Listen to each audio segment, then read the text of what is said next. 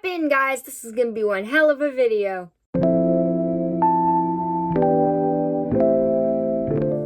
Hey guys, it's Isabella here, and welcome to a new video.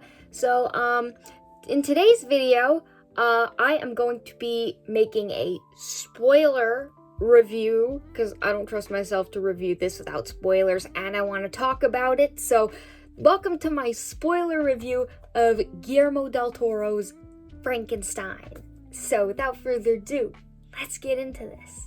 So, if you guys have been on this channel for a little bit, you guys know that books and movies are my favorite kinds of entertainment. And, you guys may know how I feel about a certain classic called Frankenstein by Mary Shelley. Yes, I absolutely love this book. I read it for a college English course, and I wasn't sure about it at first. I was kind of like, oh no, we're reading Frankenstein? This is actually one of my favorite, gothic novels / just classic novels of all time, I think. Or it's definitely in the top 3. And, I love this book so much. And, that's why I was so excited when I heard Guillermo del Toro was doing an adaptation, because I knew he would be definitely more inclined to follow the source material, at least more than has been done in the past, and I have had full faith in him, and boy did he deliver with this film. It was so good. So, yeah, let's just get into this review. I have a ton of stuff written down that we're going to talk about, and I'm going to be doing some comparisons with the book, so bear with me. And if you're into that, let's get to it. So, first things first. I think this is the best Frankenstein adaptation that we've ever had. I think it's the best one yet. I think it's the one that's going to stand out for a long time. I really enjoyed it. I think it captures so much of what Mary Shelley intended, way more than any of the other adaptations, and I am really happy that it does that. I also think that this version of Frankenstein was probably the most faithful to the books than any other adaptation before it, so that was really nice. But if you love movies that are exactly like the book and follow it like beat for beat and everything and all the stuff, it's not exactly a beat for beat, exactly like the book adaptation. But I still really enjoyed it, even though I went in hoping it would be an exact adaptation of the book. So I think you will too. It still addresses all of the important things, or maybe not all, but most of the important things that I felt were so important to talk about in the book. And yeah, we'll get into that a little later. So first, I want to go over the things that were added by Guillermo for this particular adaptation. And that was, first things first, Elizabeth's uncle being a benefactor to Victor for his experiments / funding the project. This character never existed, and that storyline was never in the books. So that was, well, the book, not the books, the book. So that was added in the film adaptation. I feel like it wasn't really needed, like that could have been cut, but besides that, I think that everything in this film was important. But yeah, that's one thing that was added that wasn't in the book. Also, Elizabeth and William never had any contact with the creature in the novel, or even knew about him at all. They only ever come face to face with him when the creature basically kills them in the book. So this was a nice difference. I liked seeing those characters' reactions to the creature, and I felt like that added something really fun. And yeah, it gave me something I didn't even know I really wanted, but actually really enjoyed. Next, things that were left out from the book in the movie, basically. So in the movie, we don't see Victor starting his studies at a young age. We do see him study, but at home. In the book, he actually goes to a school away from his parents, in Ingolstadt, I believe. And that doesn't happen in the movie. He's just at home and his father is teaching him, which gave us a chance to see the father and son dynamic better, which was really important for later things, which I will talk about, and themes of the film. Something else that was left out, there was a character named Justine in the book. She is not in the film. She takes the fall for, like, some or one of the victims of the creature in the novel. And she ends up getting hanged / killed. I don't really remember how exactly. But yeah, she ends up being sentenced to death, for the deaths of certain people. And, Victor just stands by and lets it happen to her, even though he knows she's innocent. But he knows that if this gets out that it was the creature who did it, then all of that's going to tie to him, and then he will be in big trouble. So he kind of, like, lets her take the fall, and that was just, in the book, that made me so angry. Like, you're a bad dude, Victor. But yeah, I don't feel like it was necessary in the movie, since the creature didn't really kill anyone,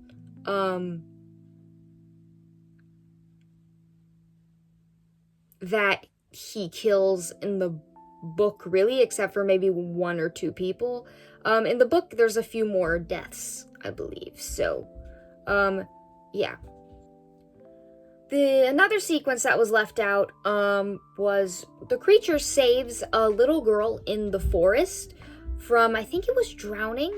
But that's not shown in the film. But I think we saw enough with the cottagers in the movie to get the message of how people react to a creature who, yes, he's scary looking a little bit, but he's been helping you. Like, why do you guys, like, it's not what's on the outside, it's what's on the inside that counts. And I think that's one of the great messages of the book and the movie. Yeah. Now let's go to things that were changed from the book to the movie. So first thing, in the book, Elizabeth is actually Victor and William's kind of cousin in the original 1818, I think it is, novel. That's not happening here. They're not related in any way, shape, or form, or, like, at all. Also, Victor and Elizabeth in the book are betrothed since, like, childhood. And they grew up together in the novel. Whereas in the movie, they don't. They just meet each other later on in life when Victor's brother William brings her around as his fiancée. Which brings me to my next point of the difference between the book and the movie. William is the one who's going to marry Elizabeth and not Victor. And that's, I don't know how I felt about that at first. I didn't really think that was a great change at first, but then it grew on me later on, as Elizabeth's character was more developed, and I will talk a bit about that later. Another change, from the book was that, Victor's mom in the book doesn't die in childbirth. She actually contracts scarlet fever from Elizabeth in the book and ends up dying. So that's one difference that I didn't mind. I'm okay with it. Also, I believe in the novel, Victor conducts his experiments alone and has no one funding the project, as I mentioned before. and tells no one what he is doing. So no one really knows that he's trying to do this to bring a creature back. I think so. If I'm wrong, let me know in the comments. I haven't read this book in a while, so I might be off. But yeah, that's what I remember. Also in the novel, Victor desecrates and grave robs bodies from a cemetery to get the parts he needs to build his creature in the novel. In the movie, he gets the parts by more acceptable means from dead soldiers on the battlefield, which is still grotesque, but it's a lot less grotesque than grave digging. So yeah, that was a little bit better. I didn't mind that change. Not at all.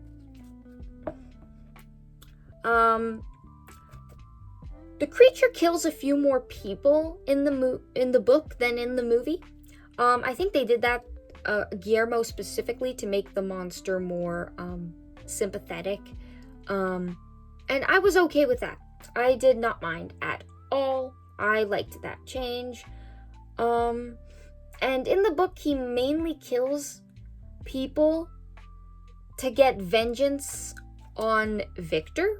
In the novel, in the movie, it feels more like it's all like everybody that Victor loves dies by accidents, and it's not exactly the creature's fault. It's like William gets hit by the creature, obviously, and he dies. That's accidental though. And then Elizabeth ends up dying.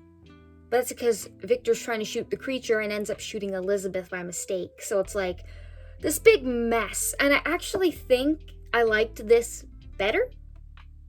I don't know. A less vengeful creature is definitely what the movie version is. Whereas the book, he's definitely more vengeful. And I kind of liked the change of a more sympathetic and kind-hearted creature. Even though he was sympathetic in the book, I feel like Guillermo just changed the character enough in a way that was not entirely like a completely different character, but just a really lovable one, even more so than in Mary Shelley's book. So yeah.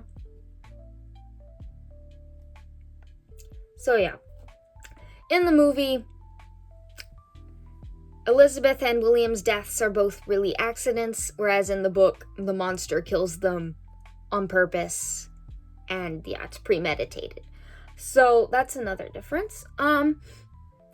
Also in the novel, Victor actually almost does create a companion for his creature in the book, but changes his mind last minute when he realizes like this is a bad idea. Whereas in the movie, he immediately says no, which makes sense because, in a movie, you have less time to tell a story, so you have to cut certain things out because for time, so I understand that. I'll talk a bit more about the length of the film also later. But yeah, also in the book, as I mentioned before, the creature is more vengeful. Whereas in the movie, he just wants his creator to help him die. So he can stop suffering and being alone in the world. And that is such an understandable, thing. I felt for that, for the creature so much. It's like something even we as humans can understand.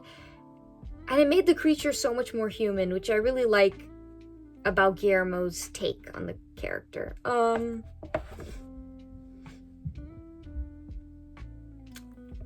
Yeah.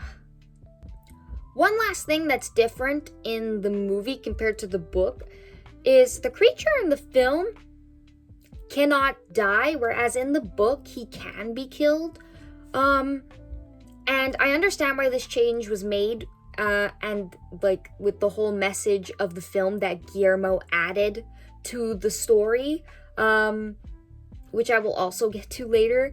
But yeah, it made the ending so much more kind of melancholy.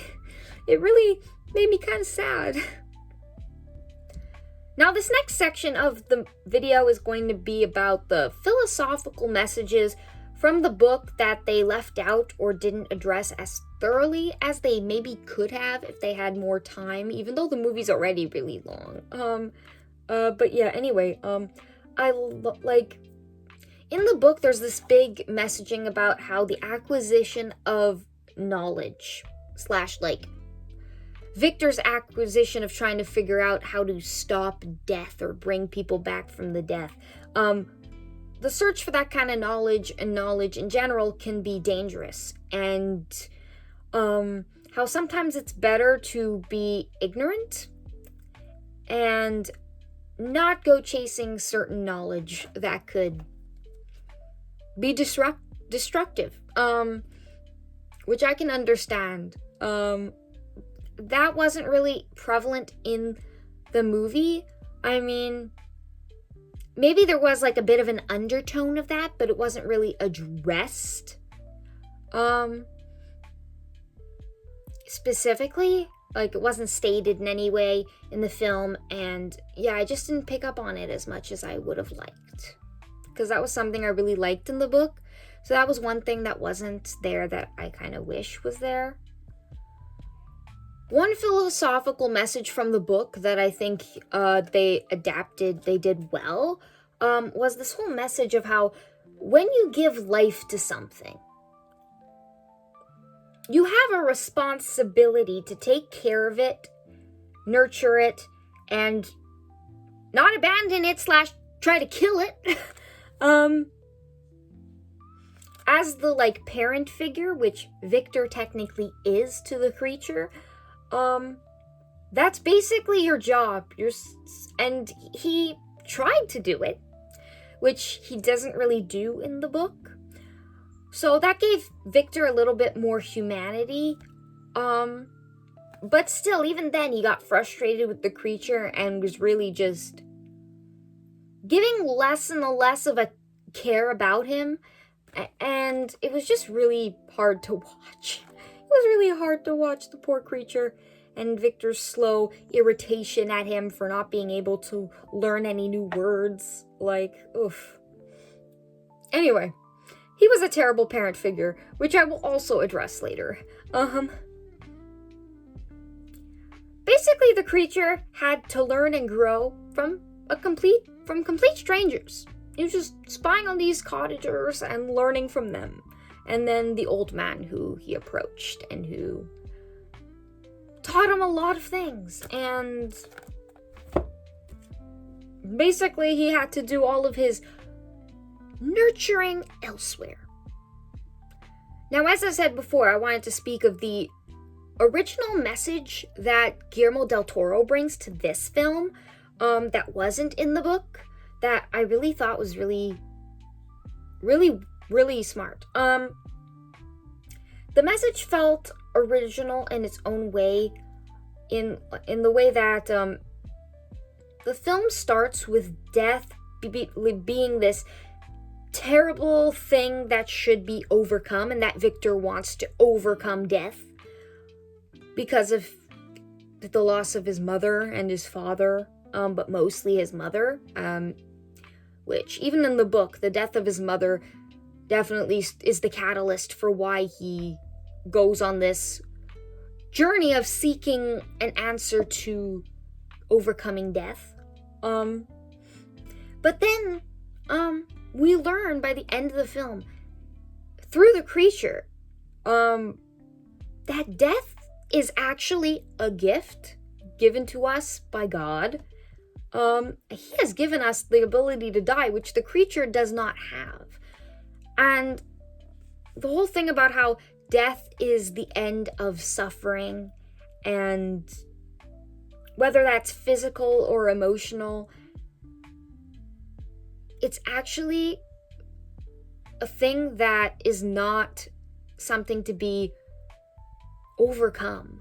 It's something to be welcomed with open arms. And I think as humans, we are always terrified of death and always trying to overcome it. And I think that this message was just really needed. And I absolutely really thought it was phenomenal. I think that death is important. I mean, who wants to live on this planet forever with all the stuff that's going on in the world all the time, all the bad stuff? Do you really want to be living for hundreds and hundreds of years of this stuff all the time? I know I wouldn't. So, definitely spoke to me. Next thing I want to talk about is I loved how the creature was designed specifically in this film. So radically different from all the previous iterations. Like, those are garbage. This was perfection at its finest. Thank you, Guillermo. You know how to make your monsters. So, yeah. This design was so different, but also kind of beautiful in its own, a little bit grotesque way, but it was still kind of beautiful. And I like that because in the novel, Mary Shelley actually describes this creature as kind of beautiful in a sense. Mary Shelley describes the creature as this creature that was built by Victor from taking all of these beautiful pieces of other like people's faces and bodies and putting them together and putting all this love into this creature. And I felt like the montage of Victor building the creature could have been a little more like shown, like had that feeling of more like intimate. But it was still really, really interesting. But yeah, love the creature. Love the actor that plays him, which I will get to later, but yeah. For the next bit of this video, I'm just going to be jumping from different points in the story, giving my random thoughts that I have written down that I didn't really categorize. So if these don't make sense, don't worry about it. So the redemption in the end, I felt was a bit rushed. And yes, they didn't have a lot of time. But, like, it wasn't entirely worth it, the redemption in the end. Like, it wasn't really, like, it wasn't completely earned, I felt, but it was still wholesome. That whole moment with Victor as he's dying and the creature, and they're both on the bed, and we see Victor accepting the creature as his son, was so heartwarming. It really spoke to me. I was just like, aww. Finally realizing the error of your ways, Mr. Frankenstein. And the creature being able to, like, let go of his anger at Victor and kind of move on from that. It was really beautiful. It really moved me. I didn't cry, but my God, was it emotional. I was just, I felt like a child losing his parent, and it felt so intimate. And it was really sweet. As I mentioned before, the creature was just so sympathetic, and I felt really sad for him in the end, and very bad for him when he was being treated poorly by Victor. And I think, again, that goes to the performance of the actor. But yeah, this version of the creature is just phenomenal. I don't think there is a better creature out there for me personally. Next, I liked how Elizabeth was given more to do as a character in the film as opposed to the novel, where she just exists to be Victor's love interest. In the movie, she has her own thoughts, opinions, her own interests. She actually has something to do in the story, and she's not just a background character. And I really liked that. I actually didn't think they were gonna do that with the character, and I actually really liked that. I also liked how Elizabeth in this movie kind of is like a mother figure to the creature, and I felt that was really heartfelt. Those scenes, it was just super emotional and super sweet. And it kind of took from the book where after Victor's mother, when she dies, Elizabeth kind of becomes like a maternal figure to Victor. And so I like that they kind of incorporated this motherly thing still from the book. They just changed it towards the creature, which I felt was beautiful. I really loved that. Next, I want to talk about Victor a little bit. In the beginning, I liked Victor. But then, as I mentioned before, he became this, like, awful parent figure. Just like his father was a terrible father. Which, yeah, it goes into this whole messaging of, like, you learn from your parents, and you become what they kind of shape you to be, and it's kind of sad. It's kind of tragic, actually. But yeah, so he becomes this awful parent, just like his father, to his son, basically, the creature.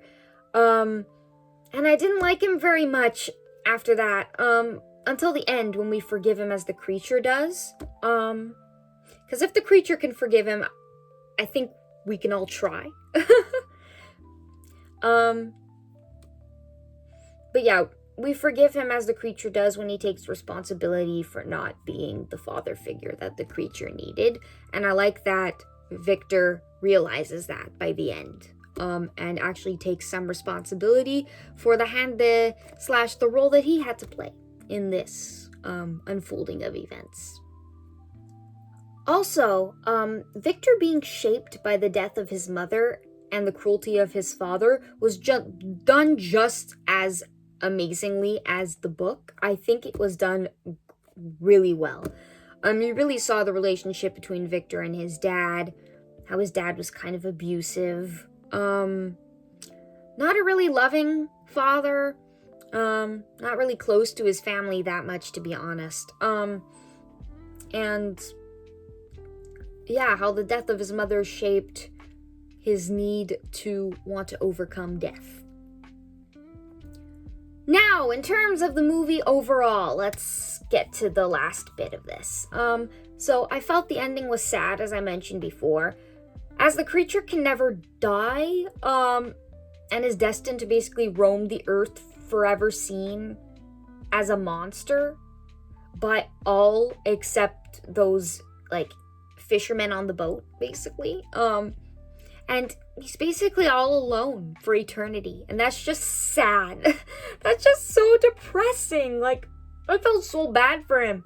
I'm just like, please let this guy find happiness somewhere. In my mind, hopefully he finds some nice people. I don't know. The world is not such a nice place for him. And yeah, that was emotional for me. So I watched this Friday, and it's currently Monday night. And I've had this movie stuck in my head for days, and I've just been thinking about it and ruminating over it.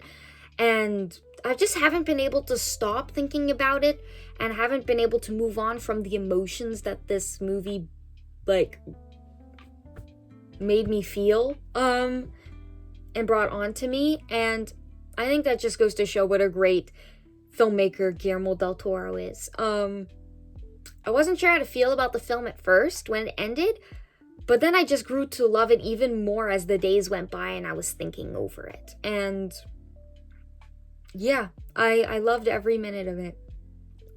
Also, I think once the movie was finished, I just wanted more. I just wanted more. I was like, there's still some stuff missing that we could have done more. And I'm just like, oh, I wish we could have spent more time with these characters. Even though the movie's already almost an hour and a half, it's still. I've heard that Guillermo wanted to do this story in 2 movies. One from Victor's perspective and one from the creatures. And I think that would have been so cool. It wouldn't have felt like a 4-hour movie. It would have felt more like a watch part 1 one day, watch part 2 the other day. Boom. So I really wish they would have done that. I would have loved to have more time with these characters. And maybe we could have gotten more of the story, like more things from the book that they left out. But regardless, it was still really good with what he was given, with the time he was given, and I really enjoyed it. Last thing I want to say is the actors were all phenomenal. I loved every single one of them. Oscar Isaac as Frankenstein, perfection. There's nothing better. I loved it so much. Mia Goth I really liked too. Not as much as Oscar Isaac's performance and Jacob Elordi's. Jacob Elordi's as the creature, oh my god, made me love this character. And I think his portrayal was phenomenal. So, yeah, those were the characters that stood out to me mostly because they were the main characters. But yeah, all the actors were doing a really good job with what they were given. I felt like I really saw the characters, and that's really what you ask for. So that's all my thoughts on Guillermo del Toro's Frankenstein. Let me know what you guys thought in the comment section. Like this video if you like Frankenstein the book or the movie, and subscribe for more discussion videos on movies, animated or live action, whenever I feel like talking about them, and I will see you guys in my next video. Bye-bye!